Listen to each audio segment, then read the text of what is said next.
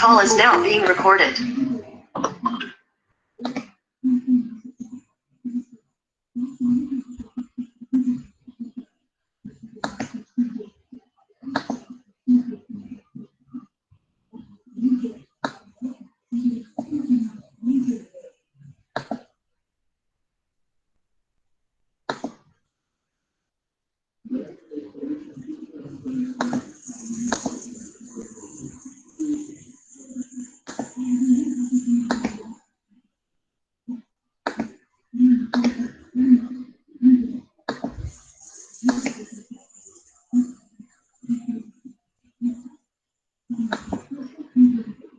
Syafiq, you boleh nampak slide ke? Boleh, Doktor boleh nampak slide. Okay.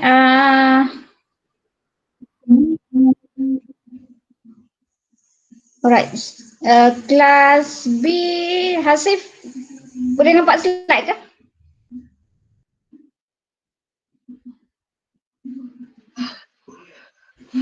Okay, sekarang ni saya slideshow saya buat slideshow dua-dua kelas, boleh nampak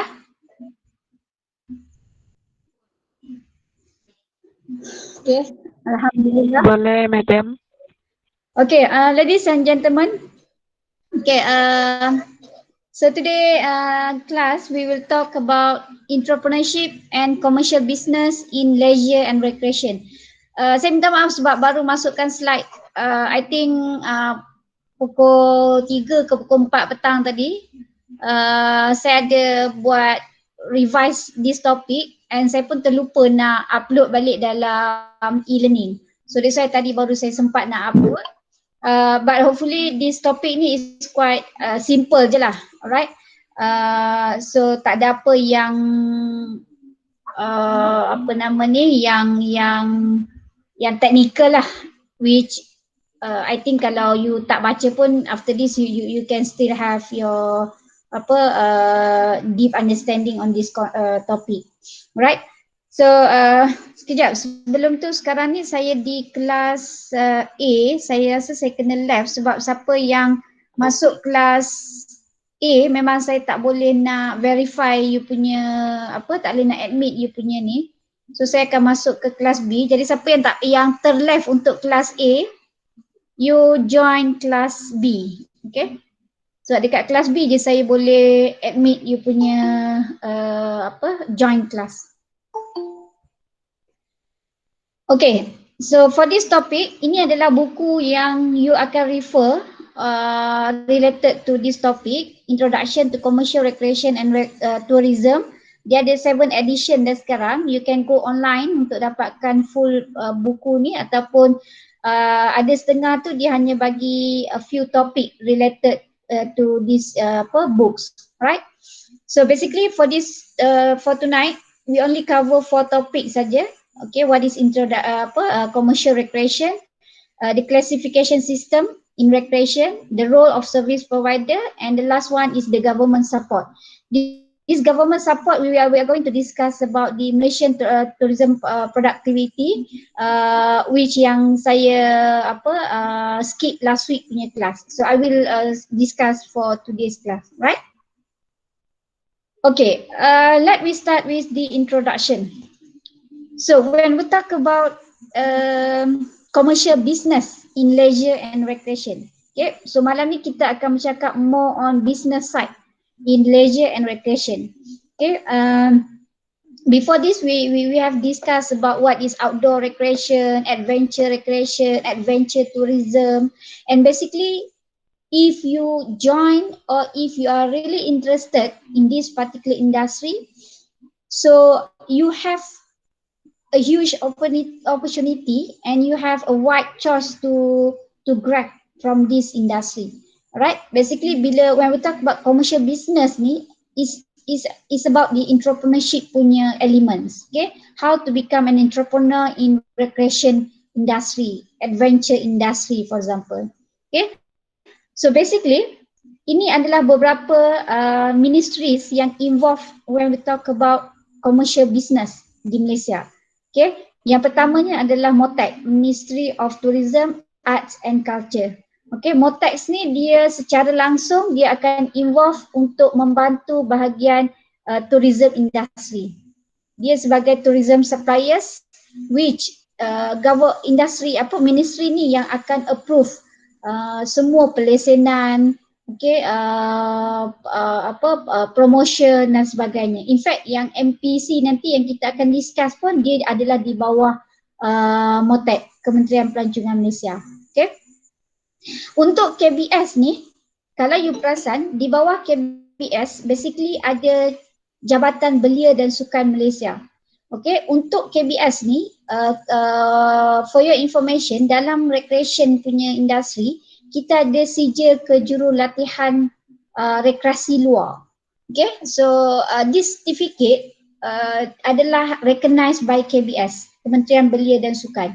Okay, jadi kalau you nak become one of the operators dalam bidang recreation, adventure punya bidang, activity ni, you have to get that certificate from the KBS. Untuk certificate ni dia ada level 1, level 2 and level 3. Normally last few years saya organize this event untuk jadi certified recreation punya jurulatih. Okay, tapi saya buat tu untuk level 1 and level 2. Ada beberapa orang your senior dah dapat certificate tu, and untuk certificate level 3 saja kita tak boleh buat because that event tu ataupun program tu must be directly under KBS. Okay, so bila you dapat certificate level 3, you are qualified to be a trainer ataupun facilitator related to recreation and adventure activity. Okay, itu peranan KBS. Kalau dari sudut Kementerian Sumber Alam Sekitar ni pula, dia involve in term of the policy maker and the environmental punya part. Okay, so maksudnya bila you nak involve dengan activity-activity which related to nature resources and everything, then you have to get the concerns from the NRE, Kementerian Sumber Asli dan Alam Sekitar. Untuk KKLW ni, Kementerian Wilayah luar bandar ni, dia melibatkan kawasan-kawasan yang rural area ataupun which you involve the local community punya participation, then you need the consent from KKLW. Okay, so this is among the ministry lah yang involved when we talk about commercial business in leisure and recreation. Alright? Okay, now we go, what is exactly the commercial recreation? Okay, commercial recreation ni adalah activity recreation related product or services by private enterprise for a fee. Maksudnya when we talk about commercial ni dia mesti ada fee. Dia mesti ada yuran. Sebab you nak berniaga. Kalau you buat CSR lain, you tak perlukan keuntungan. You don't need a profit. But now we talk about commercial recreation. So saya bagi contoh antaranya among the theme park, okay, the business, contohnya macam Sky Park, there are a lot of commercial recreation di Malaysia. Semua ini adalah melibatkan fee dan dia mesti ada long term intent to being a profitable. Maksudnya bila you buka business tu, you hope that you will gain the profit. Itu kita panggil commercial recreation. Kalau commercial public recreation pula, dia related to service by government or non-profit organisation. Okay, commercial public recreation ni normally kita panggil dia taman rekreasi lah. Okay. So taman rekreasi ni basically macam you tengok dekat bandar-bandar lah. Taman rekreasi Tasik Titiwangsa, Taman rekreasi Tengku Anis dekat Kota Baru. So this is all belongs to government. Ataupun is belong to the state government ataupun is belongs to any NGO which they didn't ask for any fees ataupun entrance fees or they didn't ask for any additional punya fees ke whatsoever. Okay, you can go, that one is dia kira sebagai public area. Okay, ini kita panggil commercial public recreation, and most of the charge ataupun kos-kos yang dikeluarkan untuk public recreation ni normally adalah datang daripada tax revenue. Okay, sebab tu government bila you bayar income tax, you must have the return ataupun the return from the tax payer tu. Jadi biasanya orang-orang yang bayar taxpayer ni, inilah hasil-hasil yang kita yang government akan sediakan apabila kita bayar income tax. Alright? Yang ketiga, entrepreneurial recreation. Okay, entrepreneurial recreation ni, ini kita dah masuk ke part keusahawanan. Yang tadi adalah commercial recreation. When we talk about recreational, entrepreneurial recreation ni, dia search ataupun organisation tu dia search for trends and change in its environment. Okay, maksudnya bila you nak buka apa-apa business as an entrepreneur, you are looking for an opportunity. Okay, so what are the trend or what are so-called viral activity which you can attract numbers of tourists to your places ataupun to your resort and etc. Okay, so this is what we call it mindset punya entrepreneur. Okay, and you bring together all the resources tu untuk exploit those change to become an opportunity. Okay, contoh yang saya bagi macam escape park lah. Benda ni escape park ni, dia di bawah Skytrack punya company. Okay, dia ada di Penang, dia ada di Melaka, dia ada di KL dan dia ada di Langkawi.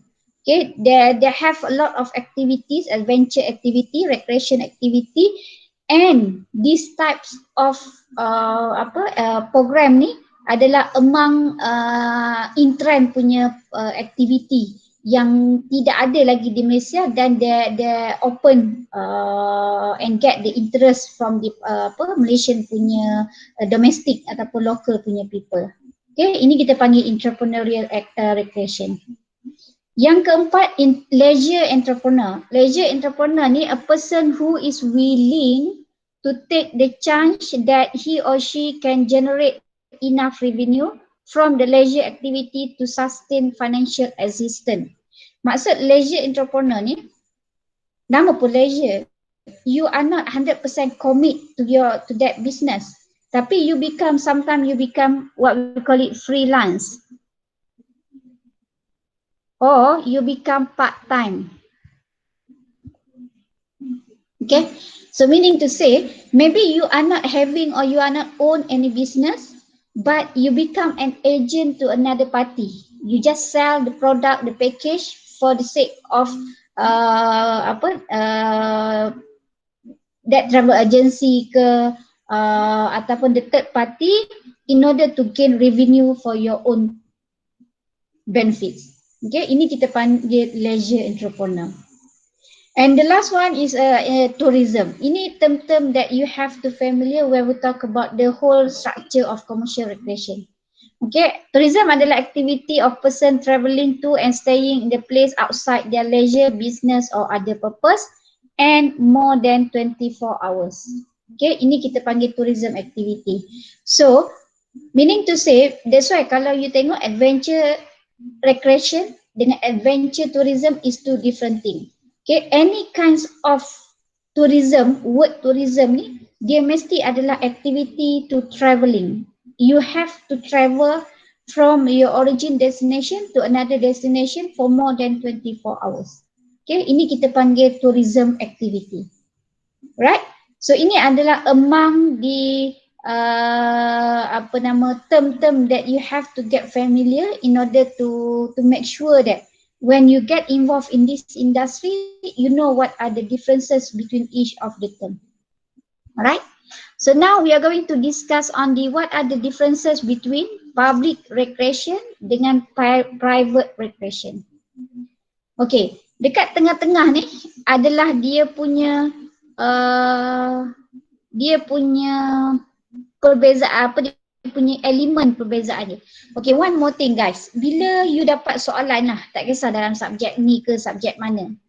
When they ask for the differentiation ke, benda pertama yang you perlu buat adalah make sure that you have a 3 column. Okay, ini kolom yang pertama. Okay, ini kolom yang pertama. What are the elements yang membezakan antara A and B? Kolom yang kedua adalah elemen item yang pertama dan kolom yang ketiga adalah item yang kedua. So in this case, bila you buat perbezaan antara private and public, So the first element yang menunjukkan perbezaan dia adalah philosophic in orientation. Which kalau you tengok dekat sini, okay, filosofi dia, kalau public recreation, dia free and necessary service for society. Sebab tu kalau kita tengok taman rekreasi, taman tasik bandar contohnya, semua tu free. You tak perlu pun nak bayar. And dia adalah keperluan kepada local community. Itu filosofi dia. Maksudnya kalau tak ada dia tak jadi sebahagian daripada sumbangan kerajaan kepada rakyat. But is compared to private punya recreation, dia punya filosofi dia adalah to make money, profit. Okay? So ini perbezaan antara public and private recreation. Kalau kita cakap pasal service ethic and origin, kalau government ni dia buat for the sake of social welfare movement or conservation movement. Tapi kalau private dia buat for consumer desires and willingness to pay. Sebab tu kalau you perasan any theme parks, no matter how expensive their entrance fee, people willing to spend, people willing to pay. Okay? Because dia punya ethic dia for them, as long as they will get the profit, they will contribute, they will provide the service to the local community, is more than enough for them.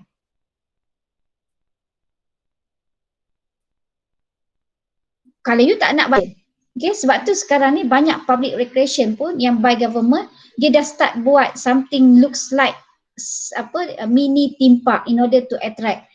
Because orang-orang kampung, they don't have effort to pay for the entrance fee, especially for private punya theme park, right? Ini dia punya basic filosofi dia untuk private entity. Kalau you tengok financial base, macam mana diorang boleh buka that particular recreation park tu tadi. Kalau public, dia datang daripada tax revenue. Kita bayar income tax every month, every year. Government akan buat public recreation tu untuk society. Tapi kalau private, dia akan datang daripada dia punya capital dia lah, duit dia sendiri, keuntungan dia sendiri, pelaburan dia ke whatsoever. Okay, so dia akan cari usahakan dia sendiri. Kalau dari sudut authority, kalau public recreation is belong to government punya policy lah. Kalau private, dia belong to individual. Depends on siapa yang miliki. Kalau dia ada shareholder, it depend on their shareholder. And the last one is the service focus dia. Kalau government should be open to collective community interest. Dan kalau private, dia focus on any market segment. Sebab tu kalau you tengok, orang yang buka theme park, they have their own segmentation. Kalau orang yang buka macam Sky Park, they have their own segmentation. Tapi kalau orang yang just buka for mini leisure activity, dipanggil dekat hotel-hotel, resort, buat recreation center, is meant for different market segment. Okay? So this is the differences when we talk about public and private recreation. Therefore, it's important for you when you involve in this industry, you have to get familiar. You know, okay, this is belong to government or this is belong to private entity. Okay? Okay, the other differences dia juga, satunya recreation related may be interpreted very broadly and may include any product or service that are directly or indirectly support the leisure pursuit. Okay, antara government and private entity, they have their own objective ataupun fokus. Okay, ada setengah government, dia memang willing to spend in order to give the satisfaction to the local community or the society. While kalau compare dengan private, they have their own market segment, which they believe that kalau dia letak harga mahal pun, people are willing to pay, people are willing to spend their money. Alright? Okay, yang kedua dia punya tambahan dia, untuk recreation punya business ni, dia fokus for long term intent, is to be profitable. Okay, so maksudnya macam government, dia tak fikirkan kepada profitable. Tapi profitable dia lebih kepada contribution dia kepada society. Okay, sebab tu kalau you tengok betul-betul dalam tourism industry ni, dia ada banyak cabang perniagaan. especially kalau you tengok dalam travel agency, still dalam tourism. Basically hotel also in tourism industry, wellness still in tourism industry, food and F&B, food and beverage also in tourism industry. And one more thing sekarang ni yang tengah in trend adalah adventure tourism and MICE, event management, is also part of recreation punya industry. Okay, dia depends on either you are going to organize in private or collectively using the government punya policy, right? So ini antara beberapa perbezaan dan juga dia panggil perbezaan di antara private and public recreation. Okay, so itu berkenaan dengan the introduction of the commercial business in leisure and recreation. Any question? Is it okay? Class A okay? Class B okay? Alright. Sekejap. So ada yang left class A, saya memang tak boleh approve you minta dia masuk ke class B. Right? Okay, now we continue to the next topic, industry classification system. Yang ni kita akan pergi dengan lebih menyeluruh. Basically what are the classification when we talk about commercial business in leisure and recreation. Okay, kalau you tengok dari sudut industry classification system, yang pertama ni dia akan ada beberapa overlapping. Okay, nature of many the categories suggested, and it is essential kalau kita boleh tengok dia punya the complexity, the diversity and the interrelated between industry.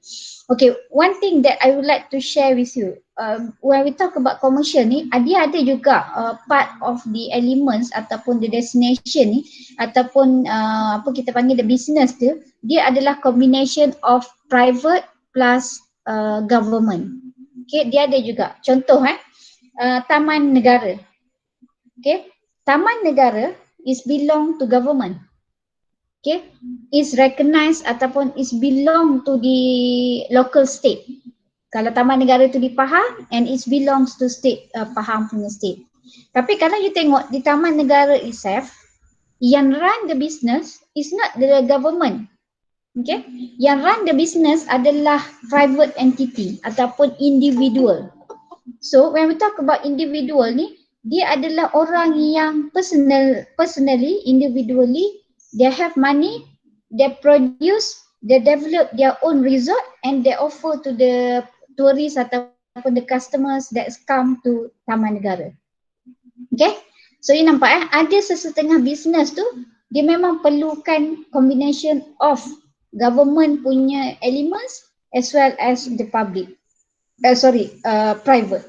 Okay, kalau macam theme park, kalau macam Skytrack, it totally belongs to the private entity ataupun individu. Okay, okay, now we talk about industry classification system tu, dia ada 3 main komponen dia ni. Travel and transportation, hospitality and local commercial recreation. Okay, now we go one by one. Okay, ini dia punya apa dia panggil? Dia punya overview dia. Dekat mana interrelated between these 3 elements ataupun komponen dalam classification system ni. Okay, yang pertama local commercial recreation related to entertainment. Yang kedua travelling punya travel industry. Yang ketiga hospitality punya industry. Okay, so kalau you tengok daripada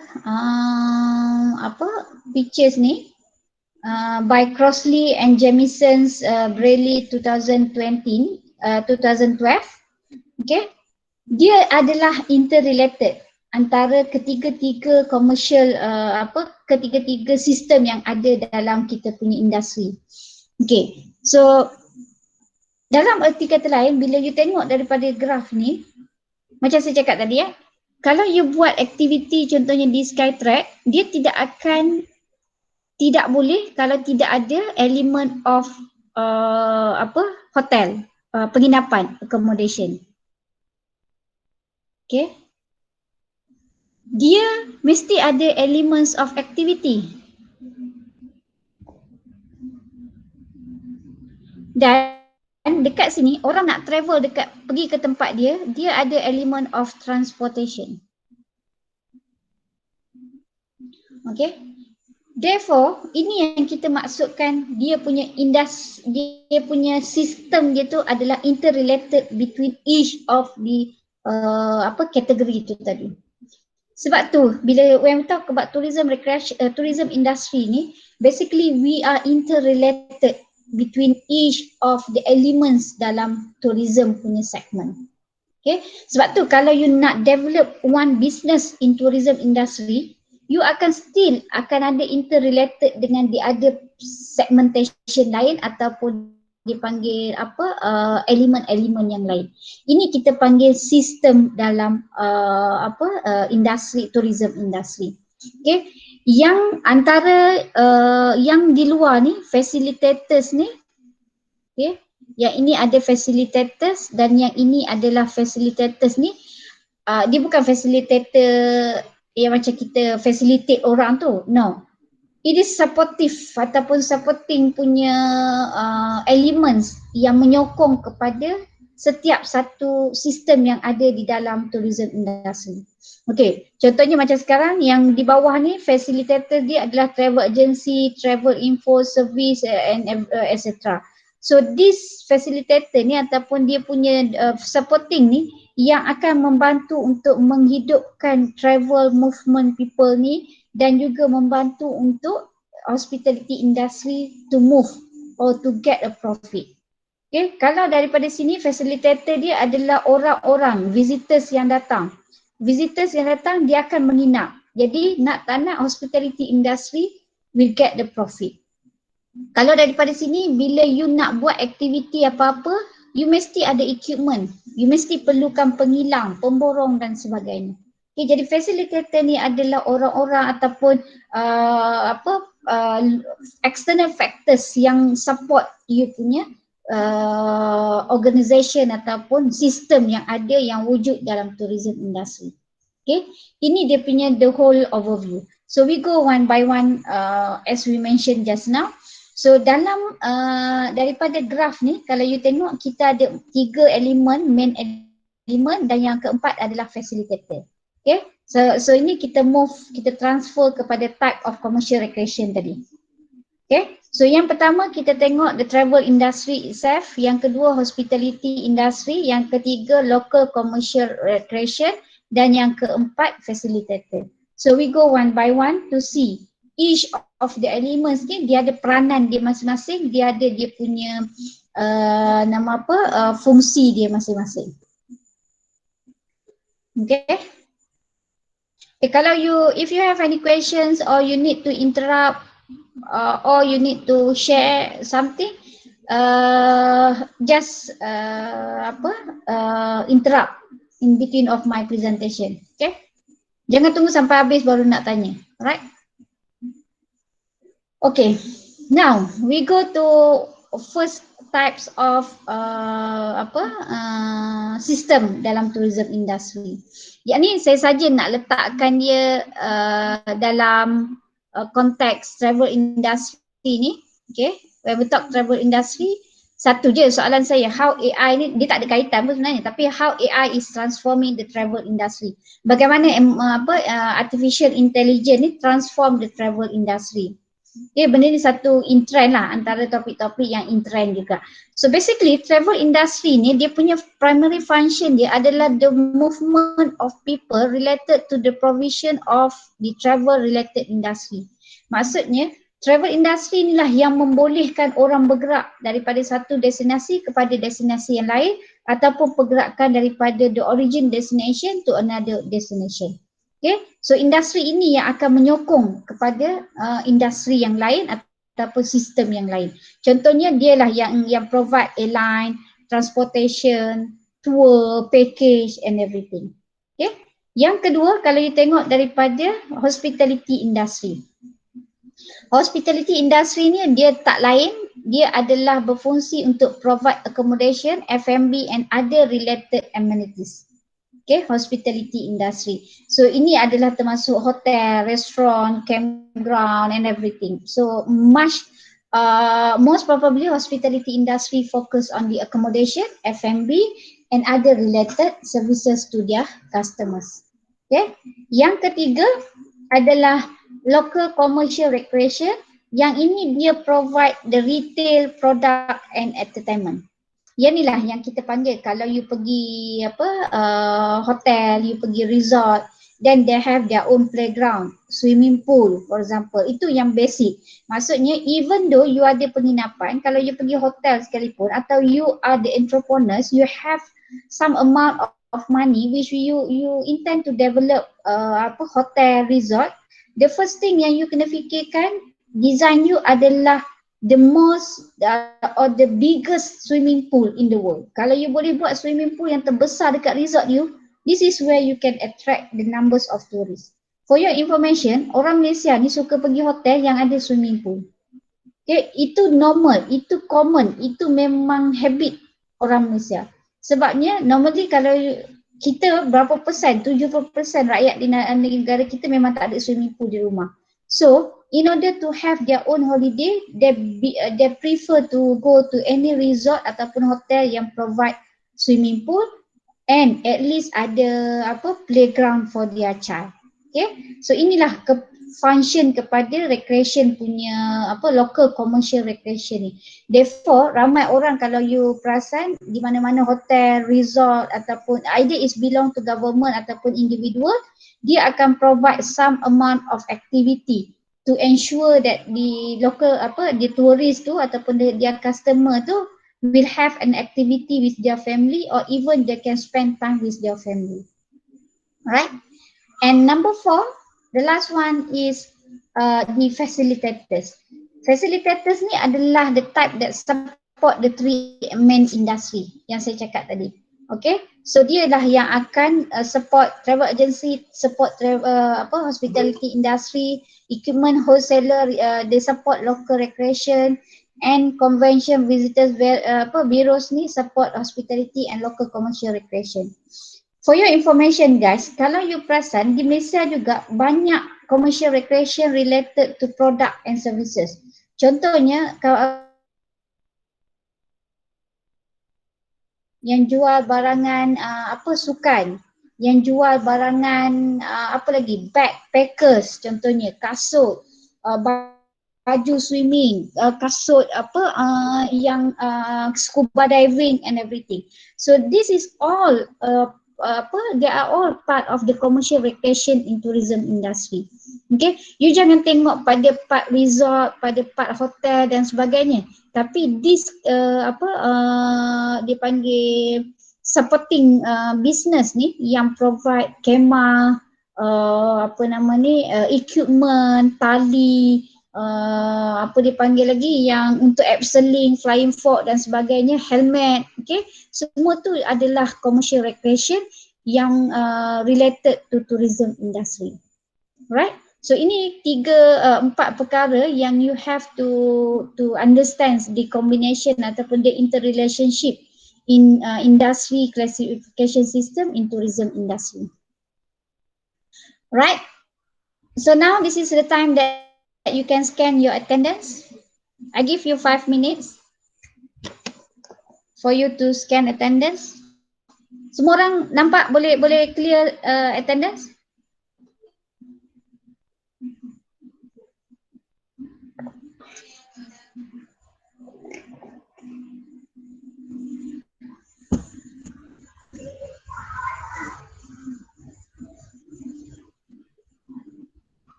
Sama-sama itu kalau you ada soalan nak tanya or you have any issue ataupun something to share, you are most welcome.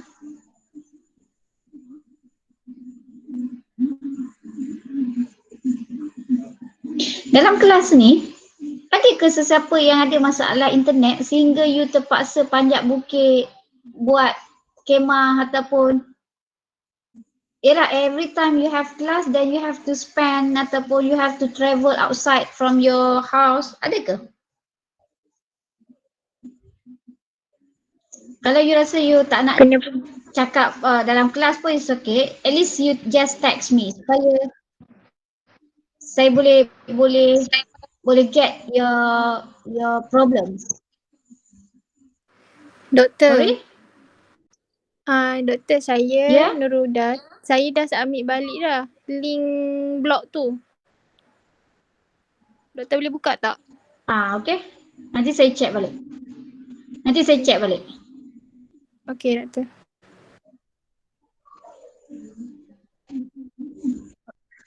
Alright. Nanti yang lain-lain tu pun masa saya check nanti kalau ada masalah dan sebagainya nanti saya akan inform balik. Alright.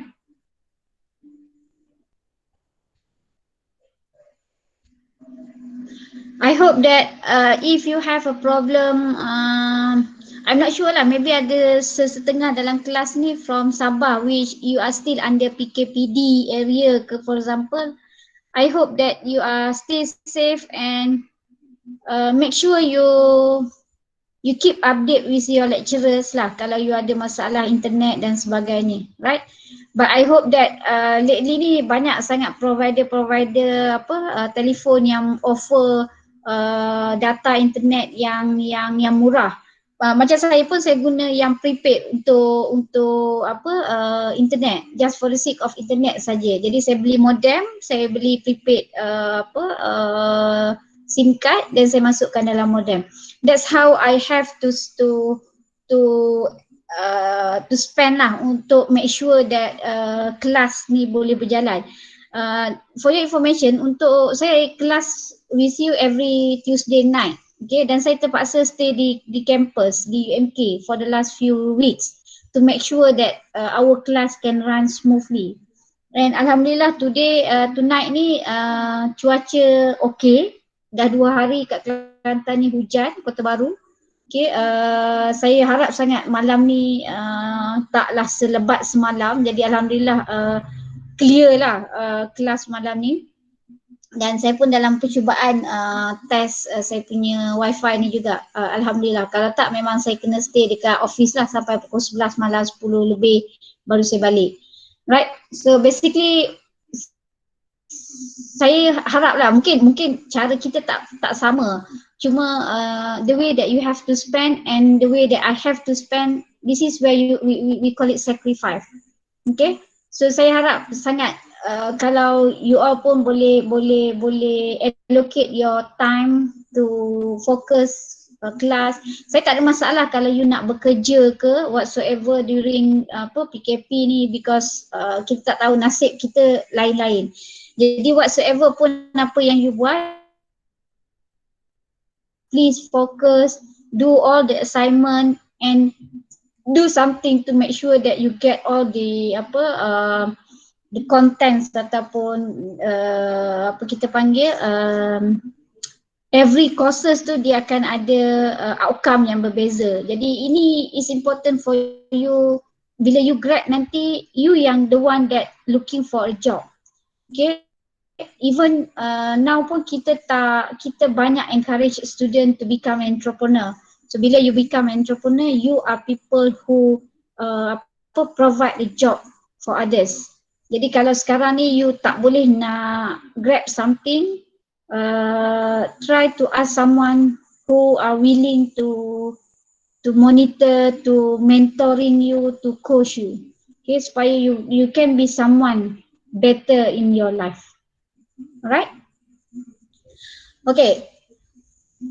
Habis 5 minit untuk attendance punya part. Macam biasa, after class, you will have a tutorial punya exercise.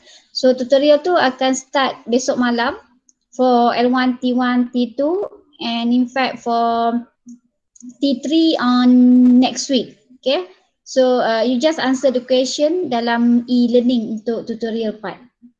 Right? Okay, ladies and gentlemen, boleh saya sambung for the next topic? Class A, okay?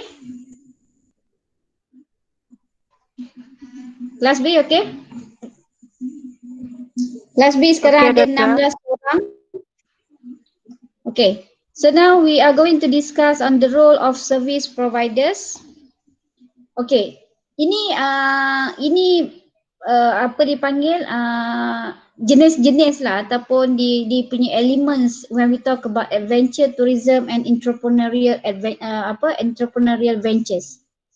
Okay, kalau you tengok ada business dalam bidang adventure tourism ni, dia more on small scale local business. Ini yang kita panggil kecil-kecil lah. Contohnya dalam bila you build up the existing of tourism destination. Contoh wujudnya pulau perhentian di Besut tu. The existing of pulau perhentian to basically create the job opportunity for the local community. In fact, they create the commercial business for the local community. That's why small scale local business ni adalah based on the local community involvement. Okay, local community punya involvement. So dia dalam skala kecil tapi dia provide for the sake of their income sahaja. Okay, untuk dia survive. Kalau you tengok yang kedua is more on digital marketers in adventure. Yang ni adalah business-business yang melibatkan sama ada dia provide service related to digital marketing ke, teknologi ke, ataupun dia sendiri yang jual teknologi-teknologi ataupun produk-produk yang related to digital. Okay, dalam adventure tourism. Yang ketiga, technology enable tour operators and travel agency. Yang ini adalah related to travel and tours agency. Ini termasuk juga dengan provider system. Contohnya macam Galileo, GDS dan sebagainya. Okay, dan yang keempat adalah private airline and airports. Okay, ini commons lah related to transportation punya service. So among these four elements ni, inilah antara jenis-jenis ataupun kategori-kategori bisnes yang wujud dalam industri tourism. Okay. The other categories of service provider juga, kalau you tengok daripada table yang saya bagi, kategori yang pertama adalah public agency. Ini biasalah federal, state. Contohnya macam saya cakap tadi lah, kementerian, apa lagi ni, astagfirullahaladzim, majlis daerah, majlis pemandaran dan sebagainya. Okay, ini NGO. NGO ni terpulang lah macam dengan sekarang ni banyak sangat NGO sama ada yang register ataupun tak. So diorang ni juga provide service kepada commercial recreation. Private membership organisation, yang ni contohnya macam golf club. Normally diorang memang ada private membership. So kalau you nak jadi golfer dekat situ, you kena jadi membership. Sama juga kalau you nak buat berkuda, dia ada private membership dia juga. Ini kita panggil somehow dipanggil VIP privilege membership. Okay, dia ada yang memang private punya activity. Dia bukan simply you boleh masuk dan buat activity. Okay, ini dipanggil private membership.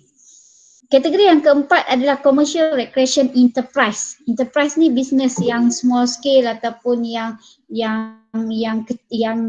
IKS, okay, yang medium enterprise. Yang ni macam kita panggil pusat-pusat bowling,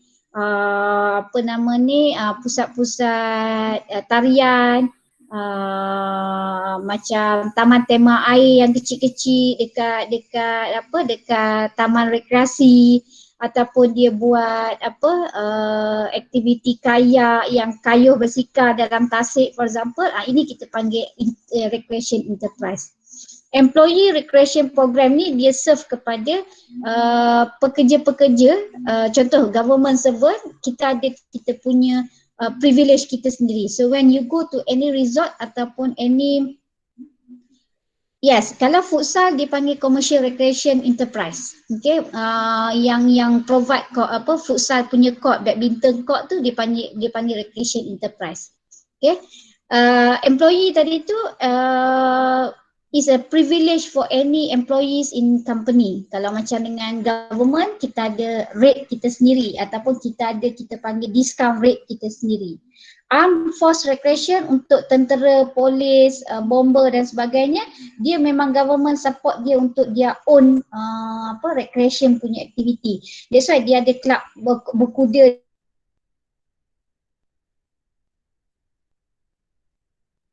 share with local community ataupun public punya activity.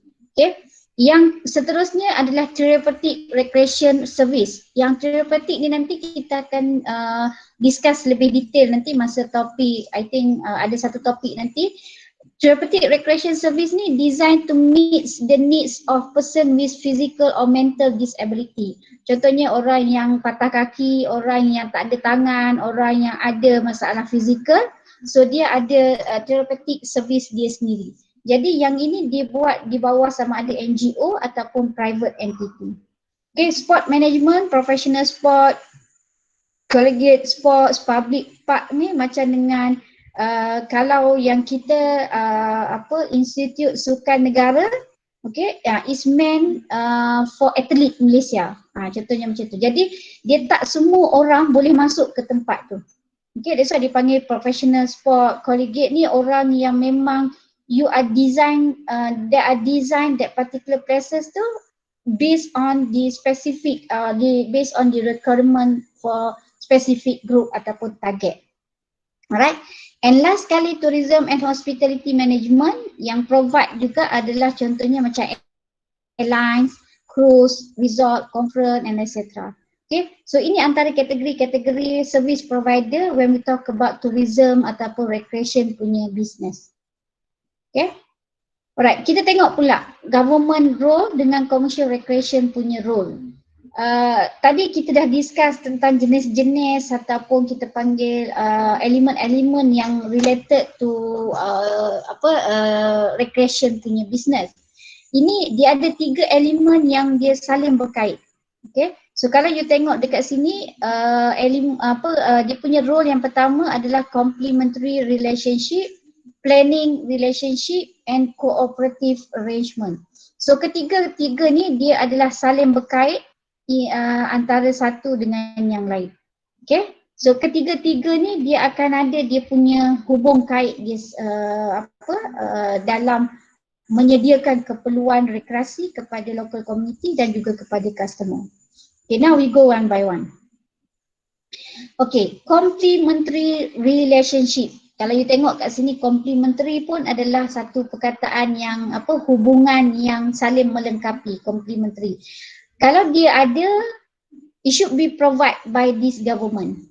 Okay, so specific complementary action by the government. Yang pertama, dia provide, maintain, regulate infrastructure, contohnya jalan, utilities, air, api dan sebagainya to support the commercial recreation and tourism. Okay, complementary relationship ni bermaksud bila you provide satu tempat, government kena masuk untuk provide ataupun untuk support dia punya dia panggil untuk support the development of the places. Okay, saya bagi contoh. Contohnya taman taman rekreasi Tengku Anis contoh di Kelantan, Taman Rekreasi Tengku Anis. Taman rekreasi ni is belong to local state government, okay, local state lah. Tapi in order to provide facilities yang lebih baik kepada community, kepada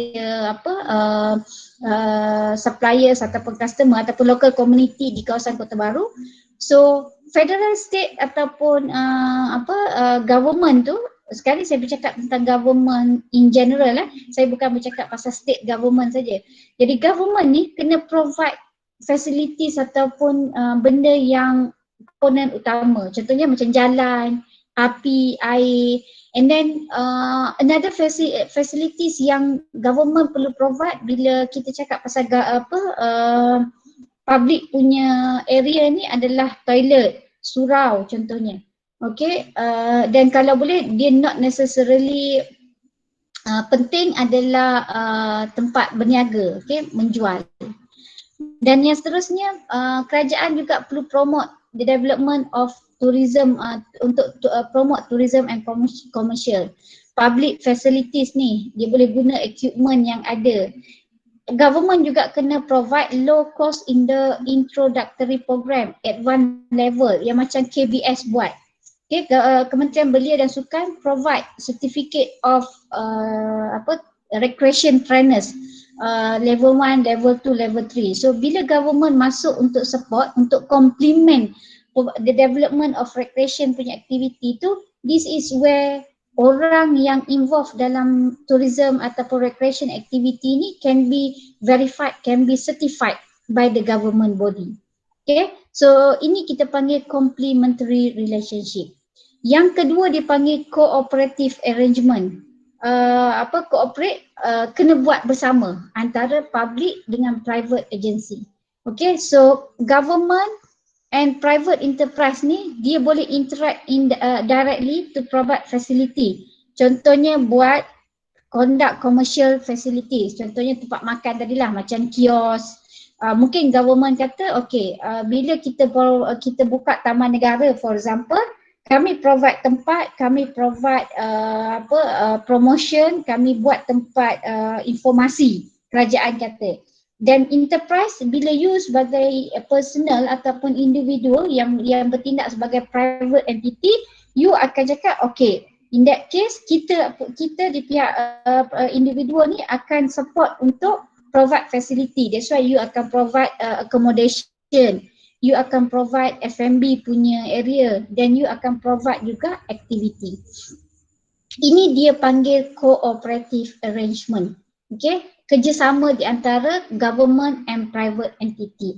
So dia ada banyaklah kat sini. Mungkin government pun akan provide loan, akan kurangkan leasing concession for food, dan dia ada financial assistance, leasing of public land. Kooperatif ni maksudnya government akan buat part dia, contohnya kalau tanah, pembahagian tanah, the ownership of the land, sempadan dan sebagainya, itu government punya rules. Kalau private entity dia akan buat part dia, contohnya part kebersihan, part nak jalankan aktiviti dan sebagainya.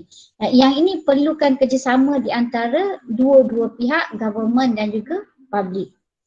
Okey, yang ketiga planning relationship. Planning relationship ni bermaksud you have a long range planning for recreation. Bila government dengan private enterprise ni kena bersatu dan bekerjasama. Okay, planning relationship ni maksudnya usaha government dengan private ni dia kena buat mature planning effort ni untuk involve dalam public hearing concerning recreation and natural resources. Ini akan melibatkan macam lepas ni nanti kita akan discuss tentang tourism productivity nexus. Itu contoh antara how they planning antara peringkat government dengan local provider ataupun tourism enterprise tadi. Dan diorang ni juga planning untuk active in community, serving on advisory board, planning commission. In fact dalam mana-mana dipanggil organisation, tourism organization, tourism enterprise punya business, dia cuba untuk lantik government servant ni ataupun government officer ni untuk jadi part of their advisory committee. Okay, ini untuk membantu private entity untuk dia manage ataupun untuk dia put their idea into practice. Okay, maksudnya they can have their own voice, but they need the cooperation between the government and the private entity. Okay, so planning relationship ni akan buatkan hubungan di antara government and private entity ni become more stronger, and you can get all the ideas, all the voice become reality and get everything into practice. Okay, so ini tiga benda, function ataupun the roles between government and private dalam menjadikan tourism industry ni ataupun tourism business ni lebih develop, lebih visible dan lebih get the attention from the customer as well as the local community. Right? So itu yang melibatkan the role of the government and the private entity tadi. Okay, so now kita nak tengok pula government support dalam tourism recreation punya business ni. Okay, saya rasa ramai, most of you maybe ada yang familiar, ada yang tak familiar, okay, dengan tourism productivity nexus. Okay, benda ni is quite new. It's just recently lah has been launched by the government. Okay, Tourism Productivity Nexus ni one of the initiative by the governments to support the tourism industry basically. Macam MOTAC, Ministry of Tourism Malaysia ni, they have a lot of strategies ataupun initiative in order to assist the government, tourism stakeholders ni ataupun tourism providers as well as the tourism enterprise ni untuk dia develop and grow dia business. Okay, so Tourism Productivity Nexus ni one of dia punya inisiatif. So apa peranan tourism TPN dalam in short word tu kita panggil TPN. TPN ni basically dia adalah industry based structure. Dia untuk establish the certification accreditation program for tourist site to boost tourist volume and improve service delivery. Okay, ini dia punya inisiatif yang pertama by TPN. Yang kedua, dia juga cover kepada ekosistem. Maksudnya dia review industry standard and regulation with industry input. Maksudnya bila government nak buat apa-apa polisi, prosedur ataupun any guideline, dia kena dapatkan input daripada industri punya perspektif. So TPN invite all the industry player to become part of the advisory ataupun the team planning tu untuk dia orang develop di policy government dan ataupun blueprint and etc. Okay. TPN juga bertindak sebagai workforce in order untuk strengthen collaboration effort between industry, academia untuk kita mergekan meet all the requirement.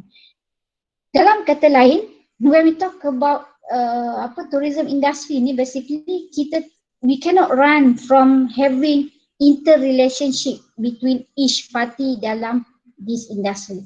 Sama juga dengan TPN. That's why inisiatif TPN ni adalah untuk menjadikan the whole structure ataupun the whole stakeholders in tourism industry become one family. So this family can make sure that we can grow up our business, we can grow up our industry to be marketing, to be promoted at higher level, in fact for the global punya perspective. Okay, so apa yang ada dalam TPN, basically yang pertama adalah Malaysian Tourism Excellence.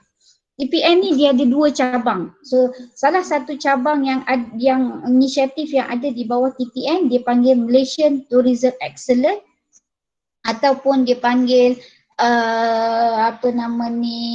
MTE, MATEX, MATEX, okay, Malaysian Tourism Business ataupun MATEX.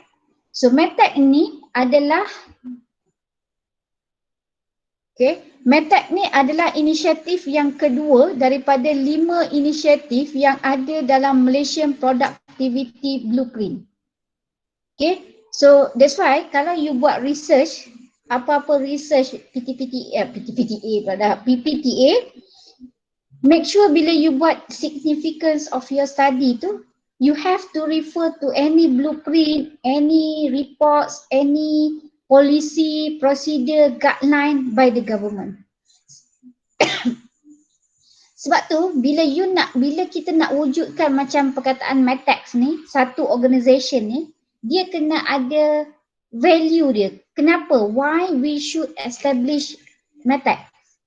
Okay, ini antara benda yang kita kena highlight.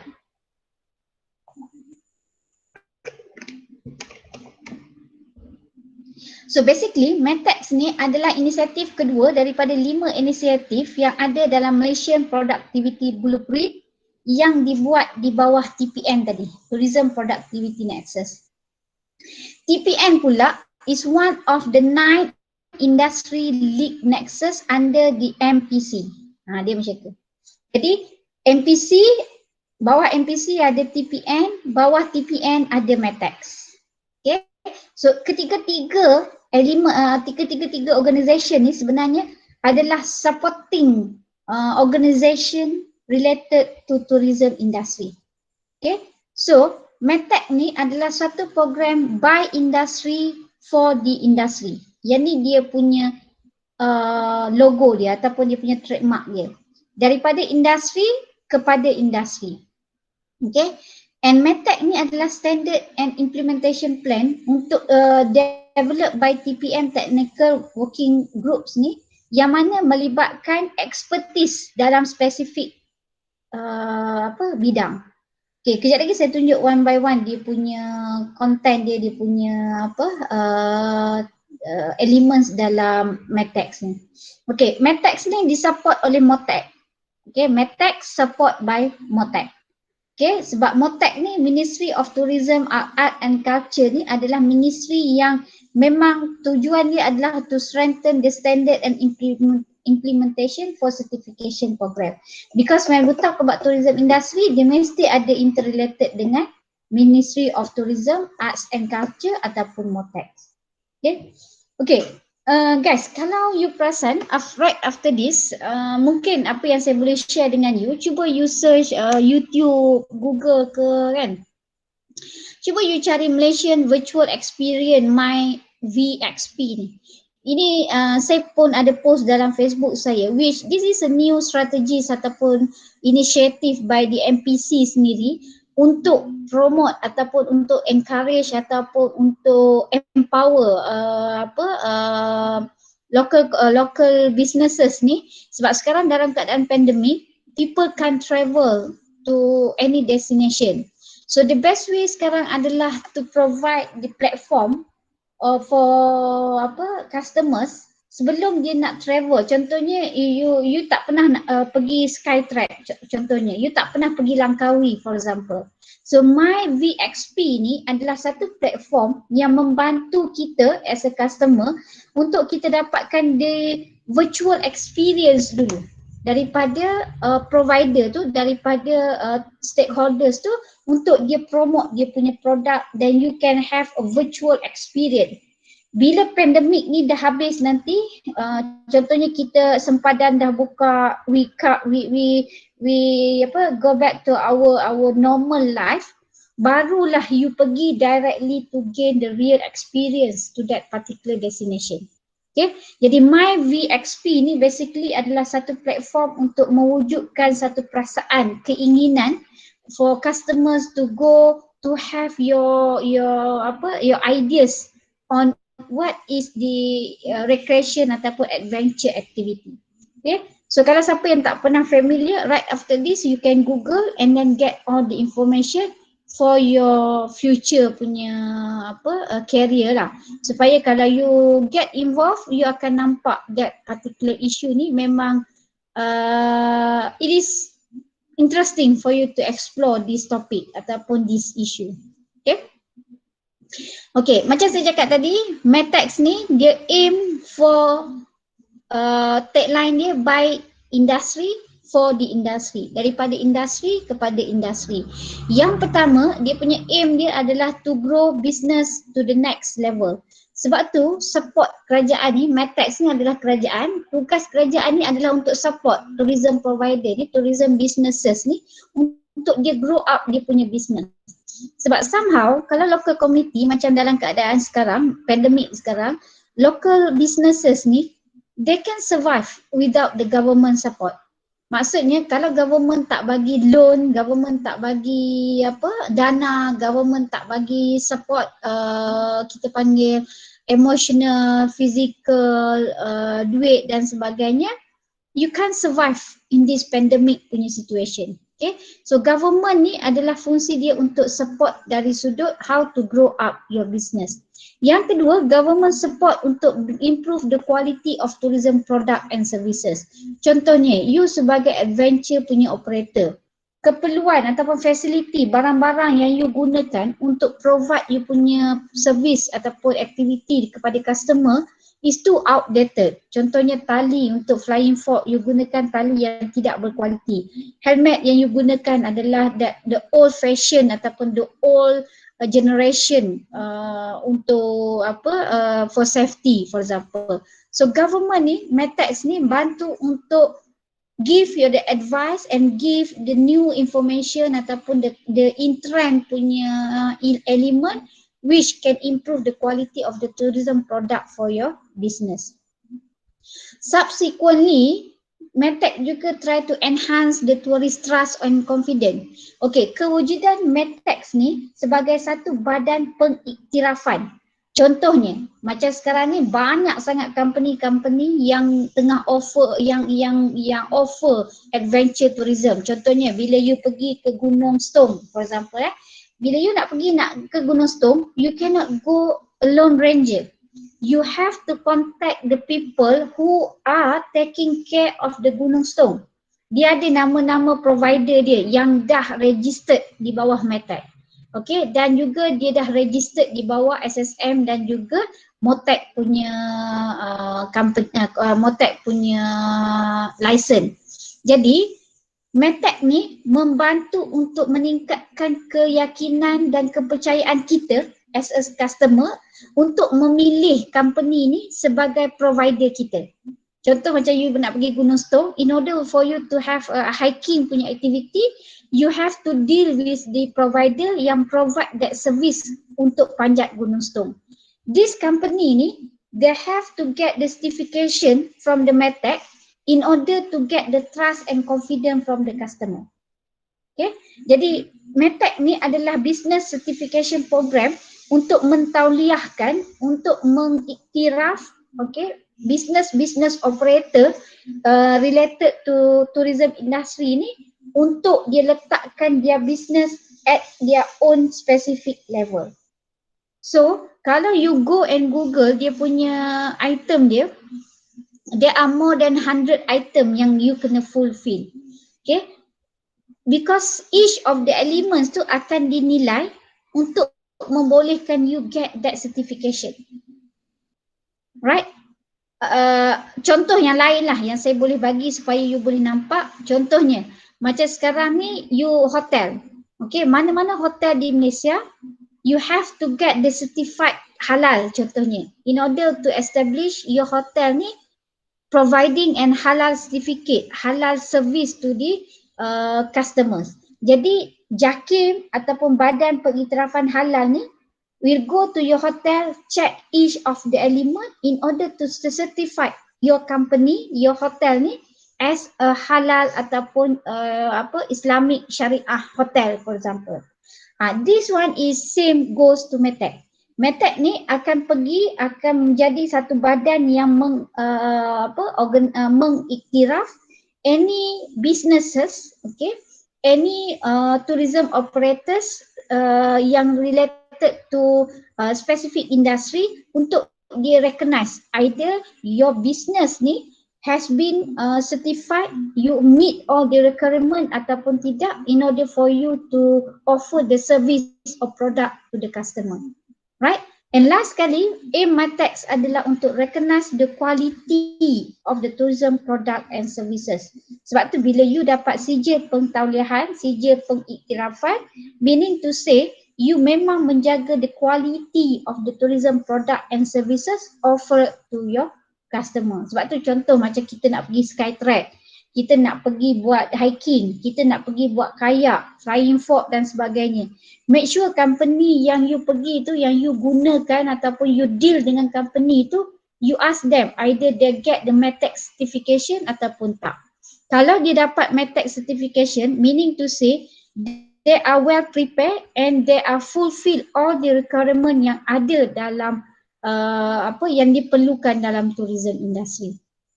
Okay, itu maksud MedTech punya aim. Kewujudan government service ni, organisation ni untuk support the local punya businesses.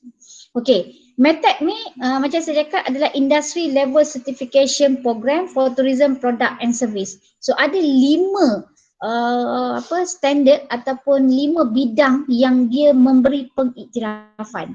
Okay, yang pertama dia involve dalam, dia memberi pengiktirafan kepada travel agency. Sebab tu sekarang travel agency, they are not only having a license by the MOTEC, tapi kalau travel agency tu ada dapat certified by MedTech, dia juga adalah satu company ataupun travel agency yang memang fulfill ataupun meet all the requirement. They are focused on the quality of the product and services to their customers. Okay, yang kedua adventure tourism. Ni penting sebab tu saya masukkan dalam topik ni because dia related to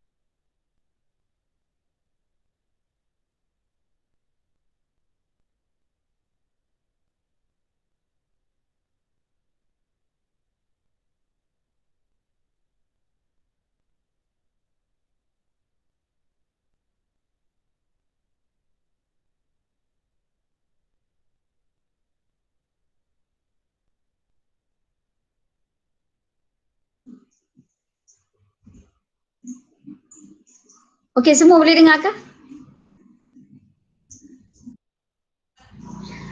Sorry, saya pun tak perasan saya lost connection. Saya ingatkan tadi sebab ada orang message apa tak dengar apa-apa. Okey, dekat mana last you dengar saya punya explanation? Slide nombor berapa?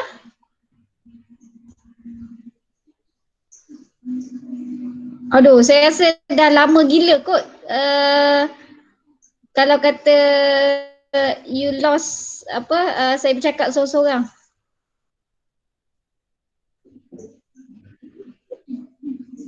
Sebab saya dah sampai ke slide nombor 35 dah. So you lost dengan saya tadi slide nombor berapa?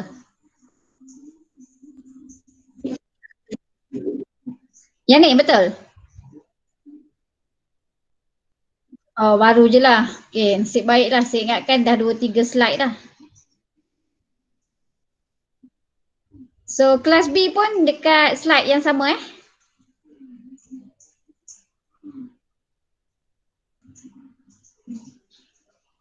Okay, sekarang ni boleh nampak slide Boleh. Okay, so maksudnya tadi saya lost dekat adventure tourism, betul lah? Okay, so saya sambung sikit lagi, nak habis dah. Okay, industri komponen yang ketiga, industri yang ketiga adalah related to product ataupun sites operator ataupun owner tu sendiri. Okay, compared to adventure tourism, basically adventure tourism ni, business yang related to adventure tourism adalah business yang provide ataupun yang contohnya dia jual barang-barang equipment. Okay, contohnya helmet untuk you buat hiking, pedal kayak, barangan kayak, rafting dan sebagainya. Okay, so this is all the business yang can be certified by MATEX. Kalau produk or site operator ni adalah owner ataupun operator yang provide dia punya area for adventure activity. Contoh macam you nak pergi ke Gunung Stone, right? So operator mana yang akan ataupun yang own the specific area ataupun places untuk provide accommodation, untuk provide activity, flying fox dan sebagainya. Okay, yang itu adalah yang melibatkan produk ataupun site operator. Yang keempat adalah event management company. Okay, event management company ni yang buat event lah, sama ada you buat konsert ke, you buat fair, mata fair, you buat conference, any kind of event management company. Alright. Yang kelima, MICE ataupun event venue. Event MICE ataupun venue ni adalah yang related to tempat, contohnya macam lokasi event itu dijalankan.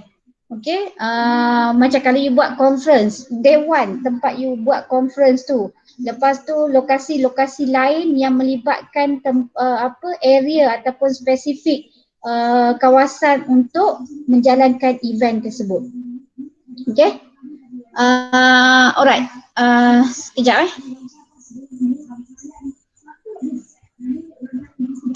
Alright, ini contoh yang saya cakap tadi, antara aktiviti-aktiviti yang dibuat oleh MPC ni sendiri ataupun Tourism Nexus. Contohnya macam tandem paragliding ni. Okay, yang ini antara aktiviti yang dia buat virtual. Okay, untuk bagi experience direct kepada customers tu yang related dengan aktiviti flying ataupun paragliding.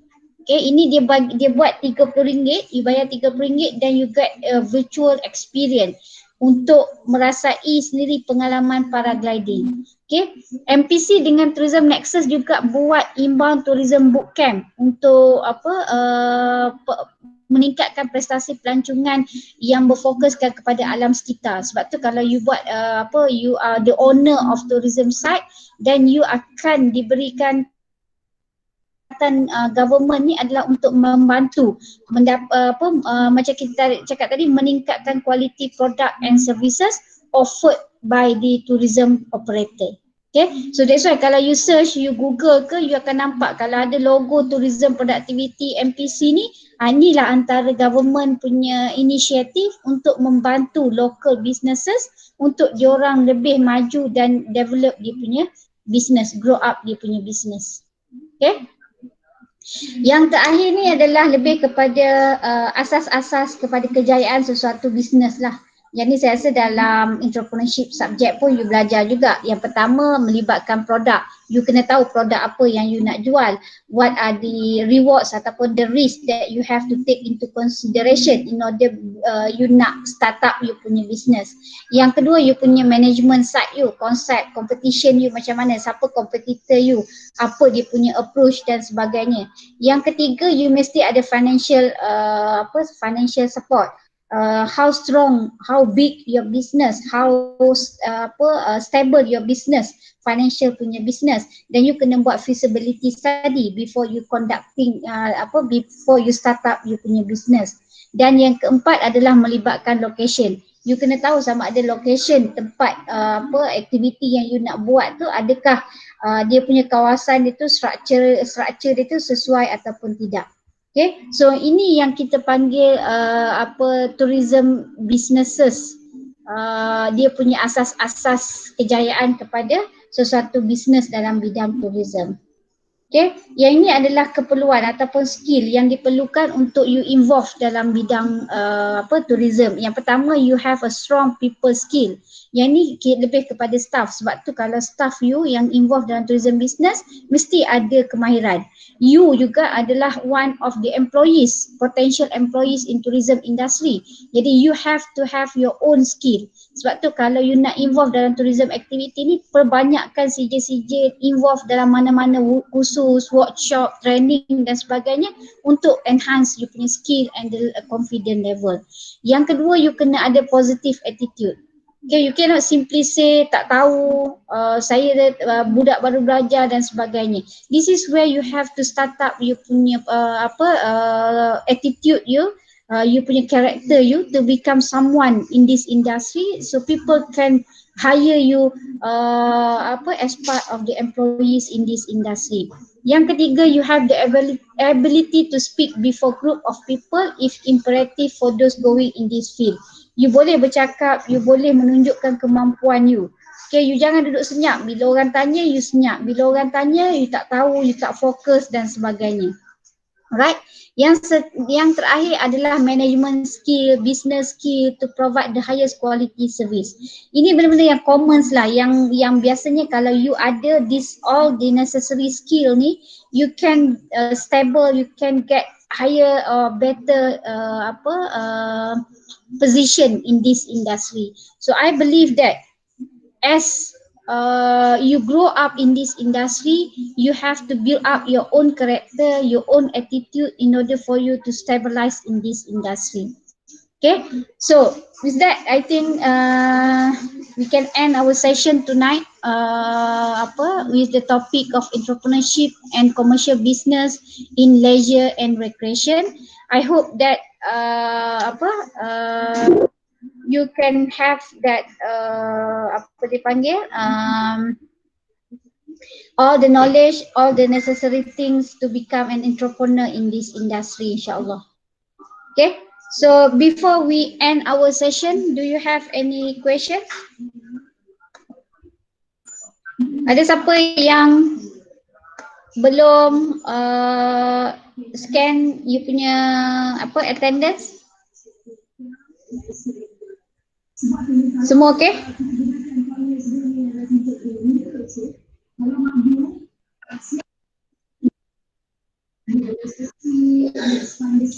Sekarang semua dah nampak advance, profile pictures pun semua dah letak. Jadi kalau you tak pasang kamera pun okay lah, assuming that ada muka you kat situ kan. Either you focus ataupun tak tu, I'm not sure. I believe that. Okay, saya sentiasa positif walaupun saya rasa terluka, sedikit tercalar bila tak semua orang faham apa maksud apa menghormati tu. Pada saya kalau you stay focus, stay tune, kalau you kata oh saya tak buka kamera tapi saya fokus, is more than happy for me. Okay, saya tak ada masalah pun sebenarnya, cuma I hope that the most important thing is for you to focus in this class, but how to evaluate either you focus or not is based on the result from the assignment ataupun the final assessment. One more thing yang saya mungkin terlupa atau saya pun tak sure saya dah cakap ke belum. Okay, basically 15% for individual assignment, 15% for group project, and another 30% for your group. 15% is a group reports and another 30% is your group project. Jadi that one adalah consist of 60%. So another 40% tu nanti saya akan dividekan you. 10% tu saya akan bagi markah pada tutorial assignment. So the whole tutorial assignment yang you buat melalui e-learning ni, saya akan semak dan saya akan bagi you 10 marks based on the tutorial yang you nak buat tu. Another 30% lagi tu is based on the final assessment ataupun open book test yang saya akan buat dalam bulan 1 nanti. Okay, jadi either you will get A, B, C or D tu is depend on you. As I mentioned, as early as this semester, you are now getting an A in this class. Okay, but you are the one who are responsible to make sure that either you get A, B, C or fail in this class. Okay, so I hope that this is clear for you, and you already submit the individual assignment which consists of 15 marks.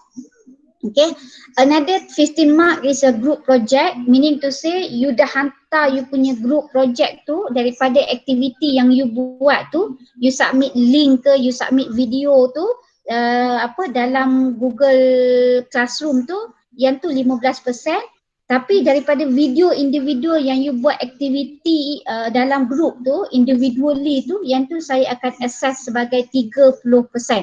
Sebab itulah kalau you tanya saya aktiviti mana yang akan dapat markah lebih, definitely lah yang memerlukan you put effort ataupun you put effort dari sudut masa, duit, tenaga dan sebagainya. Okay, compare dengan benda yang mudah yang you buat, saya akan bagi lower than energy ataupun effort yang you letakkan dalam aktiviti yang you buat. Right? Jadi that one saya consider sebagai 30%, dan reports tu adalah berdasarkan kepada video yang you submit dan how creative you are in submitting your reports. That's it. Yang tu adalah 15%. Jadi total altogether for this course adalah 100%. Yang mana cuma final assessment saja saya akan bagi tahu date dia. Setakat ni yang kita akan buat adalah pada bulan Januari. Possibility dia adalah week 2 or week 3 on January. Okay, so I hope that all of you are get ready. Maybe some of you juga tak aware ataupun maybe you dah aware, you akan ada colloquium, PPTA colloquium. I'm not sure, tapi you punya PPTA 1 kan, you kena check balik bila presentation untuk PPTA. Saya takut juga kalau redundant date dengan PPTA punya presentation. Okay, so nanti saya cuba dapatkan date daripada, sebab date ni adalah daripada BPA, jadi saya tak boleh nak simply bagi specific date. Okay, once saya dapat date yang tu, saya harap that you can put your effort untuk make sure that 3 hours tu you commit dengan final assessment tu. Okay, so kalau tak ada apa-apa, I think thank you so much for tonight class. Alhamdulillah, so far internet membantu juga malam ni, and I hope that we will stay smoothly for the next class, insyaAllah. So I hope that you can do your tutorial assignment. Okay, for tomorrow night class saya akan bagi attendance before or during the tutorial class. With that, thank you so much. Assalamualaikum warahmatullahi taala wabarakatuh and selamat malam. Terima kasih Doktor. Thank you, Doktor.